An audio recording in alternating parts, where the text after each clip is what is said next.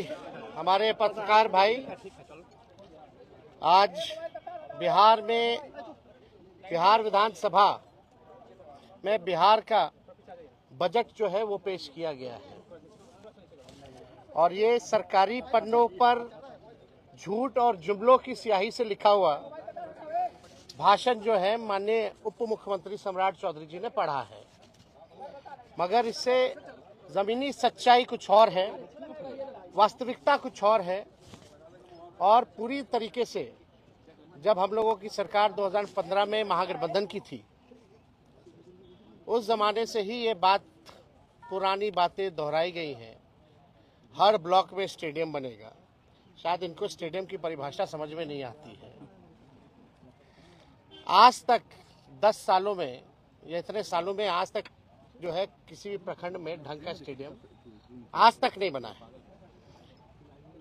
वही पुरानी बातें जो 5 घंटों में जो है पटना पहुंचेंगे, 4 घंटों में पहुंचेंगे, लेकिन स्थिति क्या है? पुल पुलिया टूटता रहता है, भ्रष्टाचार का भेंट चढ़ता रहता है। एक पुल मेगा पुल जो बन रहा है वो एक बार नहीं 3-3 बार टूटता है, फिर भी किसी पे कार्रवाई नहीं होती है। हम लोगों को बिहार की चिंता है और इन लोगों को सरकार बचाने की चिंता है। हम लोगों को लगा कि इस आखिरी बजट में जो इस मौजूदा सरकार जो एनडीए की सरकार है नीतीश कुमार जी के नेतृत्व में, ये इन लोगों का आखिरी बजट है। अब ये लोग दोबारा सत्ता में आने वाले लोग नहीं हैं। आखिरी बजट में हम लोगों ने कल मांग भी की थी कि 200 यूनिट फ्री में बिजली किया जाए, किसानों का जो ऋण है वो माफ़ किया जाए, उनको फ्री में बिजली उपलब्ध कराया जाए।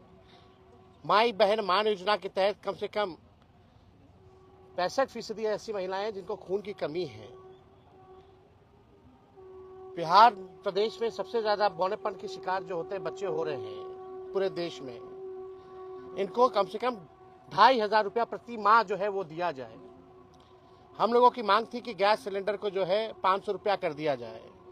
वृद्धा पेंशन, विधवा पेंशन, दिव्यांगों का पेंशन 400 से बढ़ा करके ये 1500 रुपए कर दे।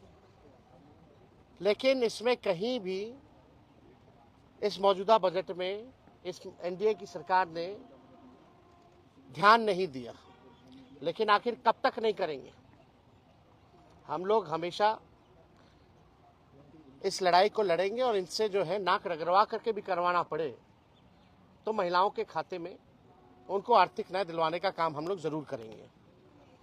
आप बताइए, 3,17,000 करोड़ का बजट इन्होंने बताया है भाई। 3,17,000 करोड़ का। टेक्निकल हम बात अगर पूछे तो सरकार को रेवेन्यू तो आ ही नहीं रहा, राजस्व तो मिल ही नहीं रहा, तो ये अचानक से 3,17,000 कैसे पहुंच गया? जब बिहार को रेवेन्यू ही नहीं आ रहा है तो ये 3,17,000 कैसे पहुंच गया? बात है कि ये इन्फ्लेटेड बजट है। बढ़ा चढ़ा करके अगर बोलना ही था तो 3 लाख का ही लोग 5 लाख बोल देते हैं, 5 लाख करोड़ करेंगे, तो इसका कोई मतलब नहीं है। पिछले बार भी जो बजट में इन लोगों ने घोषणा किया था, कौन सा काम जो है इन लोगों ने पूरा करने का काम किया है? पूरी तरीके से जो है धरातल पे कुछ नहीं नजर आ रहा। 7 निश्चय की बात करते थे, 7 निश्चय का बताओ कौन सा योजना सफल है? 7 निश्चय 2 की बात करते थे, बताओ 7 निश्चय 2 की योजना कौन सी सफल है?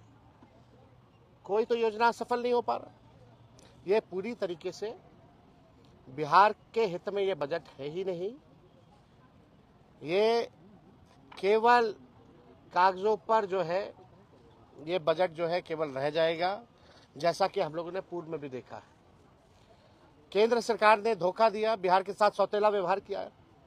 आप बताइए, बिहार में साक्षरता को बेहतर करेंगे कैसे? इस पे बजट में कोई प्रावधान नहीं है, बल्कि बिहार साक्षरता के मामले में सबसे फिसड्डी राज्य है।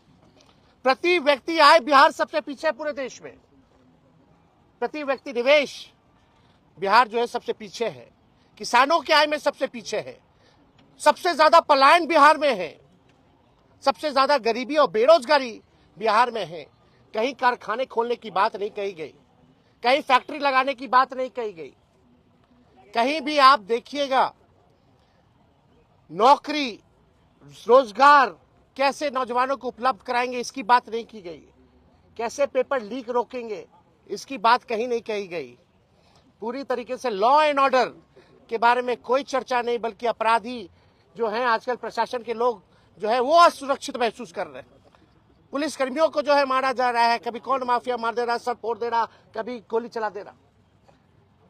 पुलिस का मॉडर्नाइजेशन कैसे हो, इसके बारे में कोई चर्चा इस बजट में नहीं है। पलायन को हम कैसे रोकेंगे, इसके बारे में कोई चर्चा नहीं। बंद चीनी मिल हो, जूट मिल हो, इसको कैसे खुलवाएंगे, इसके बारे में कोई चर्चा नहीं है। दिव्यांग भाइयों के बारे में कोई चर्चा नहीं है। महिलाओं को आर्थिक न्याय देने के बारे में कोई चर्चा नहीं है। ये हवाई फल्ला चीज चलाएंगे, फल्ला चीज चलाएंगे। अरे तुम बस चलाओगे, कुछ चलाओगे तो बताओ कितना बस चलाओगे, कहां से चलाओगे, कौन से शहरों में चलेगा, या कैसे ट्रेनिंग दिलवाइएगा, क्या है उसका। केवल हवाई नॉर्मल बिहार ट्रांसपोर्टेशन का बस तो चल नहीं पाता है। आप लोगों ने भी देखा होगा, बिहार में ट्रांसपोर्टेशन नाम की कोई चीज नहीं है। और फलना बातें जो है कही जा रही है। गरीबी, बेरोजगारी, पलायन, महंगाई, मिडिल क्लास फैमिली हो या गरीब परिवार हो, महंगाई से सब लोग अफेक्टेड है, लेकिन महंगाई के बारे में कोई चर्चा नहीं की गई। यह पूरी तरीके से बेकार का बजट है, बिहार के हित में नहीं है। और इन लोगों को कोई बिहार कैसे अव्वल राज्यों में आए, बिहार के लोगों की तरक्की कैसे हो, इन लोगों को कोई चिंता नहीं है। हालांकि कल हमारा इस पे डिटेल में सदन में भाषण होगा। उस भाषण में एक एक चीज का जो है इन लोगों का पोल हम लोग खोलने का काम करेंगे।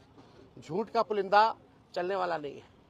हम तो अपेक्षा किए थे, जरा बता देते कि गुजरात को क्या क्या मिला भारत सरकार में, क्या क्या गुजरात को दिया और क्या क्या बिहार को दिया, इसके बारे में भी चर्चा करनी चाहिए थी। बताना चाहिए था कि बिहार को केंद्र सरकार ने कितना दिया और गुजरात को कितना दिया। तो इसके बारे में कोई चर्चा नहीं। हालांकि अब इस सरकार से बिहार की जनता मायूस तो पहले से ही थी, और इस बजट के बाद ना उम्मीद और इस सरकार से विश्वास जो है लोगों का उठ चुका है। और आने वाले चुनाव में इन एनडीए के लोगों को बिहार की जनता जो है सबक सिखाने का काम करेगी। नीतीश जी तो गले लगा रहे हैं। नीतीश जी तो पूरा गले लगा रहे हैं। महिलाओं के लिए बीजेपी ने बाकी राज्यों में फ्रीबीज का ऐलान किया है। उम्मीद ये की जा रही थी कि बिहार में भी करेंगे, लेकिन आज के बजट में फ्रीबीज का ऐलान नहीं। तो आपको लगता है कि चुनाव नजदीक आएगा तब बीजेपी इसमें ऐलान करेगी? भैया हम लोग लगे हुए, हमने शुरू में भी आप प्रेस कॉन्फ्रेंस में कहा, और हमने कल मांग भी की थी कि अगर माई बहन मान योजना का कॉपी भी करना तो कर लीजिए। हमने डेटा भी दिया था, नेशनल हेल्थ का जो सर्वे जो हुआ था उसमें बिहार जो है महिलाओं को खून की कमियां हैं। 65% महिला बहुत बड़ा है। बच्चे जो पैदा होते हैं बौनेपन का शिकार हो जाते हैं, जो भविष्य है। महंगाई है, गरीबी है, इनको आर्थिक न्याय मिलना चाहिए। तो सरकार कितना भी कोशिश कर रहे हैं, हम लोगों को जो भी करना पड़े इन महिलाओं को आर्थिक न्याय दिलाने की, ये हम लोग हमेशा मजबूती ढंग से हम लोग जो है इस बात को मनवाएंगे। और ये लोग नहीं करेंगे तो आने वाला जो हम लोगों का सरकार होने जा रहा है, पहले महीने से ही माई बहन मान योजना, इस योजना की शुरुआत करेंगे और माताएं बहनों को 2,500 रुपया हम लोग देंगे। काफी खुश लग रहे थे सम्राट चौधरी का पीठ होगा। भाषण खोखला था तो पीठ ठोक करके नजर उधर करना था। आपसे भी बातचीत नीतीश कुमार के इशारों में हो रही थी। इशारों में तो सबका जो जाता है उसी को बोलते हैं कि आप ही लोग है भविष्य। आपसे भी जो नया लोग मिलता है, नीतीश कुमार जी की आदत है, अब तो आप ही को संभालना है, अब तो आप ही को देखना है। तो ये तो आदत है। अरे पीठ ठोके ना ठोके, इससे क्या फर्क पड़ने वाला है? आप कोई भूले नहीं है, आपसे भी इशारों में बातचीत हुई है। तो क्या वो तो हर किसी को इशारा करते रहते हैं, कभी मुंह चबा चबा करके कर रहे थे। हम बोले हम पल्स खा रहे, दिखा रहे थे, हमको इशारा कर रहे थे काय मुंह चबा रहे हो, बड़ा नोटिस कर रहे थे हम पे। फिर हमने देखा है भाई पल्स, खाना खा के आए थे तो लंच करके आए थे तो हम पल्स लिए हुए थे, पल्स खा रहे थे। कोई बगल के एक मंत्री जो है नाक खोद रहे थे तो उनको भी नाक खोद करके दिखा रहे थे, काला खोद रहे।